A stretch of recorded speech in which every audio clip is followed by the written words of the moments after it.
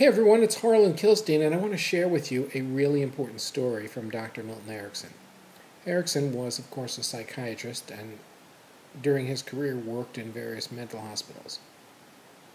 When he came in and reported to work one day, there was a patient there who had been labeled schizophrenic. But because of his unusual problem and his unusual symptoms, no one had been able to do anything or even get a case history from him. What the man did was speak in word salad. He would utter meaningless phrases. Bucket of sand, bucket of lard, flat tire, no where, no go, and so forth. And when Erickson saw what was going on, he surreptitiously got a stenographer from the hospital to sit near the man and take down in shorthand the man's utterances. Erickson studied those utterances, and the next day went up to the man and said, "Good morning." Not surprisingly, the man responded with a good deal of word salad. So 10 minutes of word salad from the patient. Erickson responded with 10 minutes of word salad, exactly like the patient would do, right back at him. So the patient responded to Erickson with an hour of word salad, and Erickson responded with an hour of word salad. Then the patient walked away. The next day, Erickson went up to the patient and greeted him, and the patient responded with an hour of word salad.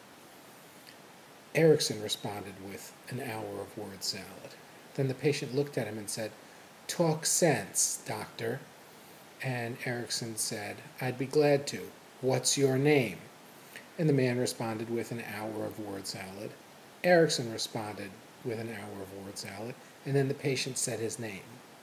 Little by little, day by day, the man began dropping in more sentences about who he was, what his identity was, and eventually Erickson was able to arrange a cure for the man. So there's some really important concepts that I want to cover with you that are part of this story. Okay, the first concept that's most important is the concept of rapport. And in the concept of rapport, Erickson met the patient exactly where he was. He didn't try to change the patient immediately. Instead, first, he engineered a situation where he was able to speak to the patient, like the patient, and create that rapport. It was a very, very powerful rapport. And there are many stories of Erickson using rapport to build a bridge to patients and to enable them to change. In some cases, it was language rapport, such as it was in this case. Sometimes there was character rapport. There was a man in a mental hospital who told everyone that he was Jesus and was basically non-functional. And one day, Erickson went up to him with a hammer and nails and said, "Hey, they tell me you're a carpenter. I need some work done."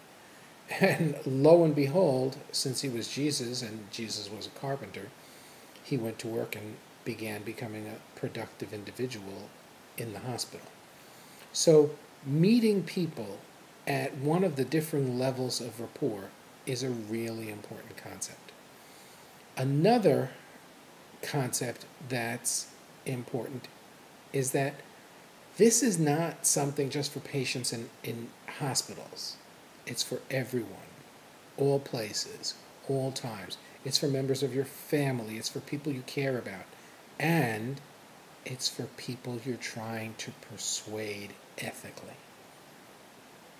So when someone comes to your website, how do you get rapport with a total stranger?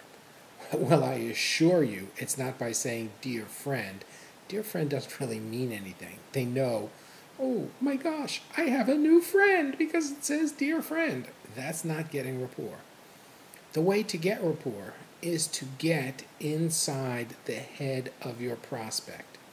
If you can successfully get inside the head of your prospect, of your future client. Then, knowing what makes them tick, you can respond to that on your website, on your web page, in your Google AdWords. But the first step is to get inside the head of your client. Today someone called me. He wanted me to write copy for an ebook. And after a few minutes of talking to him, I realized that there was no market for this ebook. That any copywriter, no matter how brilliant, cannot create a market. You can only tap into an existing market. And what this person was marketing, there was no market for. How do you create rapport when there is no market? Answer, you can't create that product. You need to find a product that people are already interested in, that people are already buying. Find people who are that target market and get into rapport with them through your website. Rapport is powerful.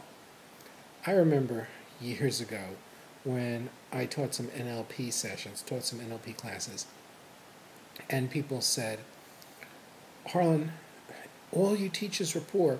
When are you going to teach people how to change? And my answer to them was, really getting into rapport can in itself be a powerful change just on its own. Of course, there are many, many more change techniques. And tomorrow, as we round out our 30 days, I'm going to share some of the most powerful. Now, you know I'm going to round up these teachings with a really powerful lesson on the last day. Don't dare miss it. This is Harlan Kilstein, NLP Copywriting. I will see you tomorrow.